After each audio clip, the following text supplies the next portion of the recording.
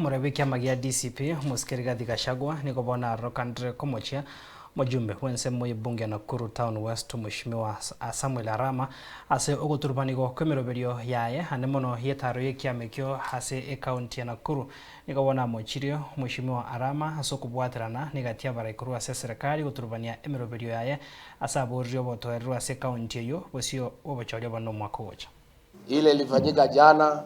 Tumepata habari ya kwamba William Ruto alipanga vita hapa Nakuru kupitia huyu Susan Kiheka na bwana yake Mburu, wakapatia Arama pesa haribu mkutano yetu.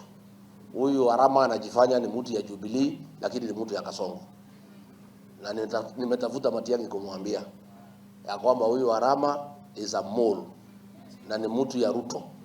So Matiang'i ataamua kama atamulete kwa United Opposition, kama ndio anatumika kuharibu mkutano United Opposition. He cannot be part of our team.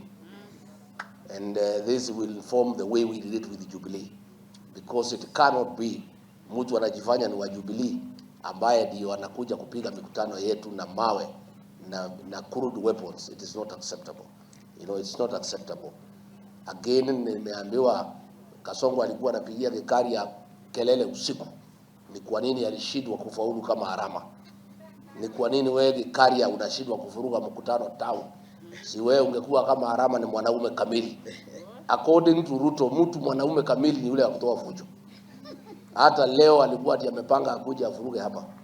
I want to confirm from where I sit, Nakuru is number 3 in terms of votes.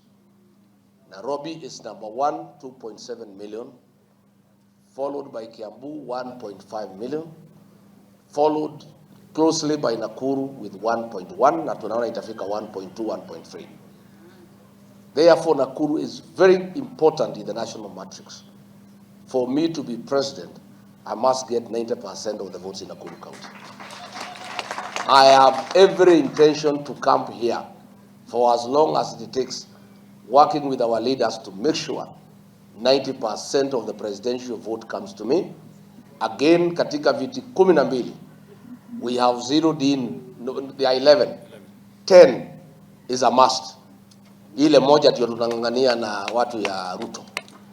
But 10 constituencies are ours to lose, and we will not lose them. Hata hiyo ya 11 tutangangana na yeye. Tutangangana. Kwa hivyo I want to confirm that kiti ya governor lazima DCP ichukue, kiti ya senator lazima DCP ichukue, women rep, and at least 10 members of the National Assembly. And out of the 55 wards, we have every intention to capture not less than 45. And ni kazi tutafanya hapa Nakuru, and I want to announce from here today that I will spend a lot of time in this country.